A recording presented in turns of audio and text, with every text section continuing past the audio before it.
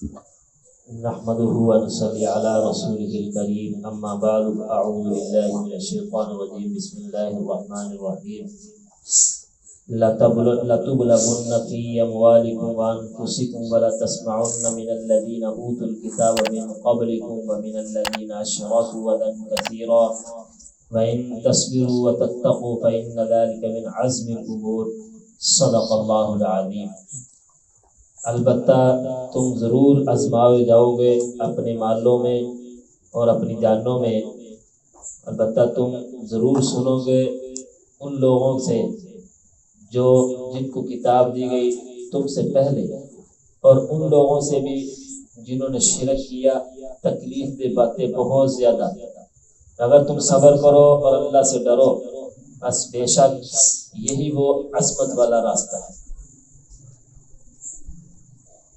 یہ سورہ آل عمران کی 186 نمبر آیت تلاوت ہوئی ہے۔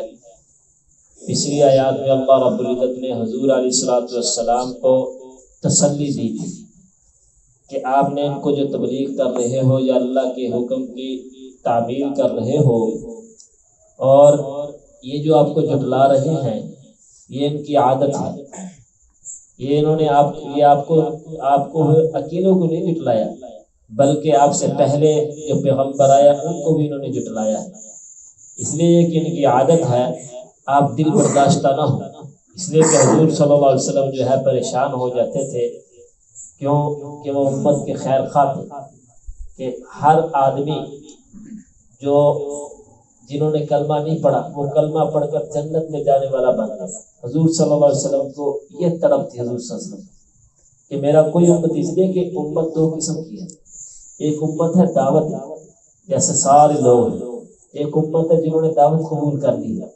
جنہوں نے دعوت قبول نہیں کی حضور صلی اللہ علیہ وسلم جو ہے ان کے بارے میں پریشان رہتے تھے کہ یہ جہنم میں نہ چلیں گے۔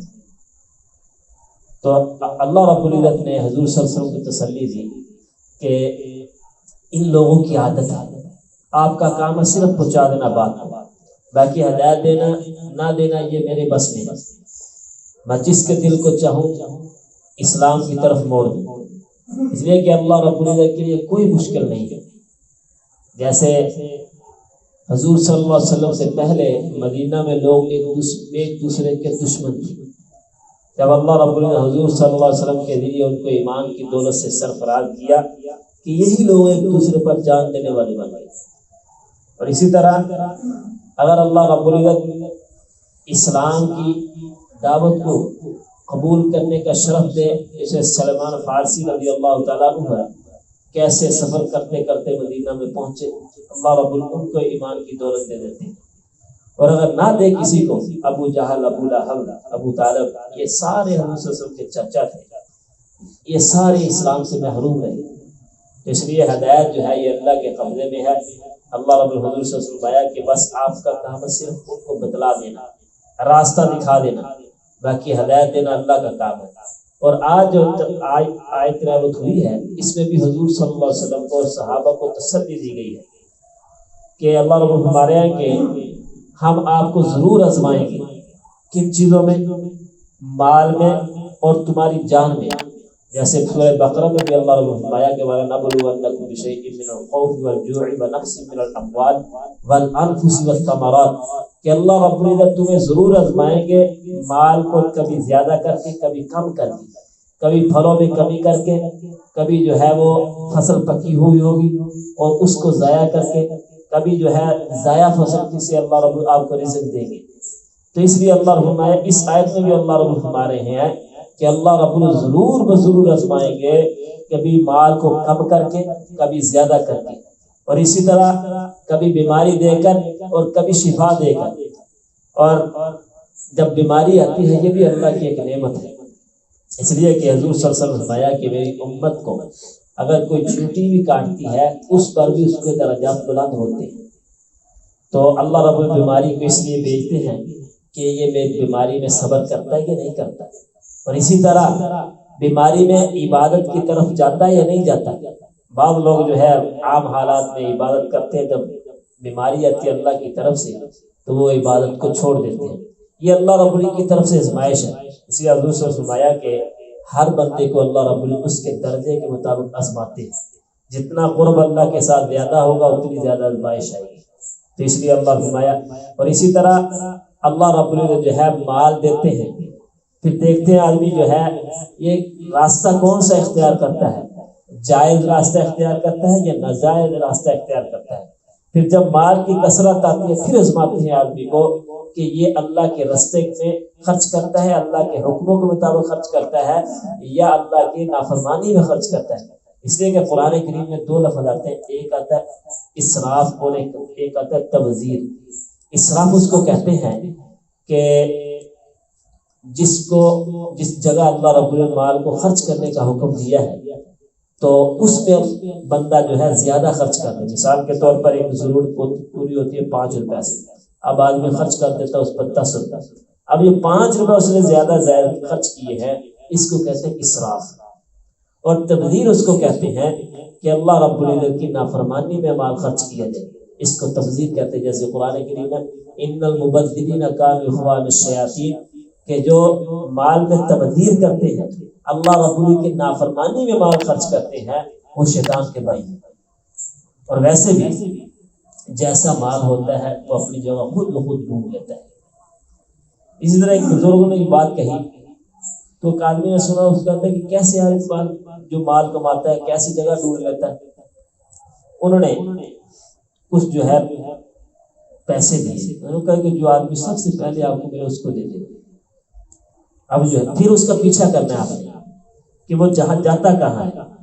اب وہ آدمی گیا، باہر نکلا تو ایک سفید پوش اچھے کپڑے پہنے ہوئے آدمی نے، تو وہ اس سامنے آیا، اس پیسے اس کو دے دیے. اب اس کے پیچھا کرنا شروع کر دیا. اب وہ آدمی سیدھا جو ہے گندگی کے ڈھیر پر گیا، اس کے ہاتھ میں شاپر تھا، اس نے شاپر کو پھینکا. جب اس نے دیکھا کہ اس میں سے ایک جو ہے مرا ہوا یا جانور کبوتر یا مرغی تھی، اب پھینک دی. اب آ کر اس نے بتلا دیا کہ حضرت اس طرح اس نے کیا تھا. پھر دوسری پیسے دیے کہ یہ جو آدمی سب سے پہلے تک ملے آپ کو اس کو دے دیں. اب اس سامنے آیا آدمی، وہ لنگڑا لولا ہے، اس کو پیسے دے دیا. اب اس کا پیچھا کیا، وہ شراب خانے میں چلا گیا. تو کہنے لگے جو پہلے آدمی کو آپ نے پیسے دیے تھا وہ اتنا سفید پوش تھا، کسی سے اپنی غرض کو بیان نہیں کرتا تھا. اب اس کو وہ اس حالت میں پہنچا ہوا تھا کہ وہ مردار خانے پر مجبور ہو چکا تھا. اب دیکھا اپنے کو اس نے ڈھیر پر جا کر وہ مرغی پھینکی. اب وہ مرغی لے کر جو ہے وہ گھر جا رہا تھا کہ تاکہ جو اپنے پیٹ کی آگ کو بجھائے. جب تم نے، اس لیے یہ مال حلال تھا، یہ حلال جگہ بن گیا. اور جب تو نے دوسرے پیسے دیے تھے تجھے میں نے، وہ مال حرام تھا، وہ حرام جگہ پر لگا جا کے. اس لیے مال جہاں سے کمایا جاتا ہے وہ اپنی جگہ خود بخود ڈھونڈ لیتا ہے. اگر حلال جگہ سے کمایا تو وہ ہمارا مال حلال جگہ لگے گا، اور اگر خدا نہ خواستہ ناجائز طریقہ اختیار کر کے ہم نے مال کمایا وہ اپنی جگہ خود بخود ڈھونڈ لیتا ہے. تو اس لیے اللہ نے فرمایا کہ تمہیں جو ہے آزمایا جائے گا مال سے اور جان سے. اور اسی طرح ایک اور بات بتائی کہ والا تسمعن، کہ آپ ضرور بضرور باتیں سنو گے ان لوگوں سے جنہوں نے، جو یہود و نصارہ ہیں اور اسی طرح جو مشرکین ہیں. جیسے حضور صلی اللہ علیہ وسلم کہتے کہ یہ کذاب ہے، یہ ساحر ہے، اس پر جادو ہو گیا ہے، یہ جادوگر ہے. تو اس طرح کے الفاظ آپ صلی اللہ علیہ وسلم کو سننے میں آتے تھے، اور اسی طرح صحابہ کو بھی ایسے الفاظ سننے میں آتے تھے. تو اللہ رب العزت نے پہلے ہی صحابہ کو اور حضور صلی اللہ علیہ وسلم کو بتا دیا کہ یہ لوگ اس طرح کی باتیں کریں گے. آپ نے کیا کرنا ہے، وَإِن تَصْبِرُوا وَتَتَّقُوا، تم نے ان کی باتوں پہ صبر کرنا ہے. یہ نہیں کہنا کہ ان کو برا بلا کہنا ہے، بلکہ صبر کرنا ہے. وَتَتَّقُوا، اللہ سے ڈرنا ہے. جب آپ صبر کرو گے اور اللہ سے ڈرو گے، ان اللہ مع الصابرین، کہ اللہ رب العزت صبر کرنے والوں کے ساتھ ہے. اور اسی طرح دوسری جگہ اللہ نے فرمایا یا ایھا الذین آمنوا استعینوا بالصبر والصلاۃ، کیا ایمان والو اللہ سے مدد مانگو نماز کے ذریعے اور صبر کے ذریعے. اس لیے کہ یہ دو راستے ایسے ہیں کہ اللہ کی مدد ضرور آتی ہے. جب آدمی کو کوئی مسئلہ درپیش ہو، کیسا بھی مشکل ہو، 2 نمبر اللہ کے سامنے پڑھو اور اللہ سے دعا مانگو، اللہ رب العزت ضرور راستہ پیدا فرمائیں گے. جب نماز کا حکم آیا تو صحابہ بڑے خوش ہوئے، فرمانے لگے ہمیں اللہ سے لینے کا طریقہ مل گیا. اب جب بھی کوئی مصیبت پیش آتی یا کوئی بات کو مسئلہ ایسا پیش آتا تو صحابہ جو ہے 2 نفل اللہ کے سامنے پڑھ کے اللہ سے دعا کرتے، اللہ رب العزت اس کے لیے خود بخود اسباب پیدا ہوتا ہے، اس لیے کہ مسبب الاسباب ذات اللہ کی ہے، جس نے وہ مصیبت بھیجی ہے یا جس نے کوئی ازمائش بھیجی ہے وہی اس کا حل نکالنے والا ہے۔ جب ہم اللہ کی طرف رجوع کریں گے اور اسی طرح صبر سے کام لیں گے تو اللہ رب العزت ہماری ضرور مدد فرمائیں گے، کیونکہ اللہ رب العزت مدد کا وعدہ فرمایا یا ایھا الذین آمنوا استعینوا، کہ ایمان والو تمہاری مدد آئے گی صبر کے ذریعے اور نماز کے ذریعے۔ تو ہم جو ہے جب اس طرح کا معاملہ پیش آتا ہے ہم جو ہے نماز سے پیچھے ہٹ جاتے ہیں، اعمال سے پیچھے ہٹ جاتے ہیں، اس لیے کہ اعمال سے ملنا ضروری ہے، اسباب سے ملنا ضروری نہیں ہے کہ اسباب آدمی ہر روز اختیار کرتا ہے، کہ آدمی جو ہے شہر جاتا ہے یا کسی منڈی میں جاتا ہے یا کوئی اور مزدوری پہ جاتا ہے، ضروری نہیں ہے اس کو رزق ملے، بس اوقات جو ہے سارا دن پھر کے آ جاتا ہے۔ اور اعمال سے ملنا ضروری ہے، اس لیے کہ جب آدمی کے اعمال درست ہوں گے، اللہ کے ساتھ تعلق ٹھیک ہوگا، اس وقت اللہ رب خود بخود اسباب بھی پیدا فرمائیں گے، اور اسباب بھی ایسے پیدا فرمائیں گے جس سے اللہ رب اس کو رزق عطا فرمائیں گے۔